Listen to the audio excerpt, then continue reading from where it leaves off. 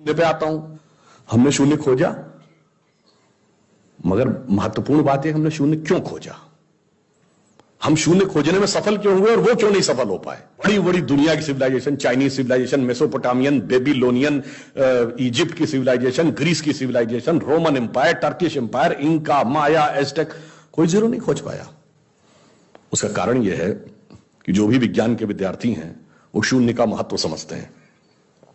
किसी संख्या को आप जितने से डिवाइड करते हैं, x डिवाइडेड बाई n, उसका रिजल्टेंट होता है। जैसे आप n की वैल्यू कम करते चले जाते हैं, रिजल्टेंट बढ़ता जाता है।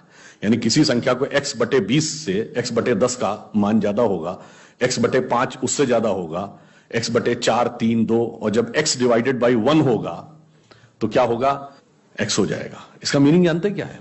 अब मैं आपको बताता हूं ये किस ढंग से हमारे व्यवहारिक जीवन और चेतना का हिस्सा था।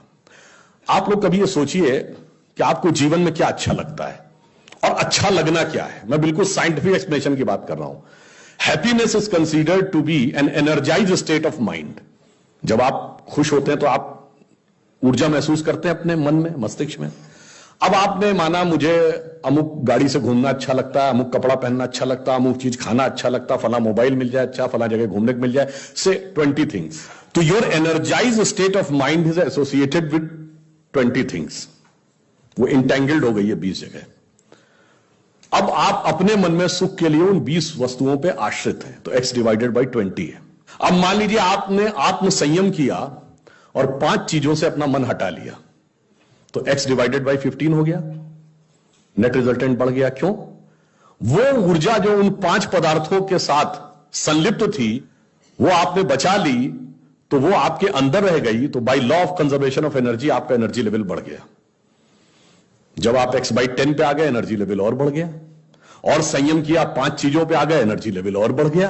अब इसके आगे की यात्रा जो 5 चीजें हैं, उसके आगे की यात्रा x बाई 5 के ऊपर की यात्रा थोड़ी कठिन, चुनौतीपूर्ण है। ये सिर्फ सन्यासी कर पाते हैं। 5 चीजें क्या हैं? भोजन, वस्त्र, आवास, श्वास और ईगो, अस्तित्व। तो सबसे पहले क्या छोड़ते हैं? आवास। कहते हैं ना कि करतल भिक्षा तरतल वास। अब सन्यासी का कोई घर नहीं होता, तो x बाई 4 हो गया। Independent of house, no need. फिर क्या आता है? वस्त्र छोड़ते हैं, नागा साधु या दिगंबर जैन। अब चेतना उस अवस्था तक पहुंच गई जहां दिशा ही आपको अपना वस्त्र नजर आने लगती है। x बाई 3 हो गया। अब भोजन। अब कॉन्शियसनेस उस लेवल पे पहुंचती है जहां पर उसको ऊर्जा लेने के लिए पदार्थ की जरूरत नहीं है। वो सीधे कॉस्मिक एंगल से एनर्जी ले सकती है। जैसे आपने सुना होगा बहुत से ऐसे महात्मा होते हैं महीनों महीनों तक नहीं खाते। वो एक स्टेज आती है जब आप उस अवस्था में पहुंच जाते हैं कि आप सीधे कॉस्मिक एनर्जी को ग्रहण करने की स्थिति में आ जाते हैं। आपको मटेरियल एनर्जी की जरूरत नहीं। तो x बाई 2 हो गया। अब है श्वास एंड योर एग्जिस्टेंस। जब तक मेरी सांस चल रही है तब तक मैं हूं, पर जिस क्षण आप श्वास को भी नियंत्रण करने की क्षमता प्राप्त कर लेते हैं, your consciousness become independent of your breathing. मैं चाहूंगा तो मेरी सांस चलेगी, जब नहीं चाहूंगा तो सांस नहीं चलेगी, फिर चाहूंगा तो सांस चलने लगेगी।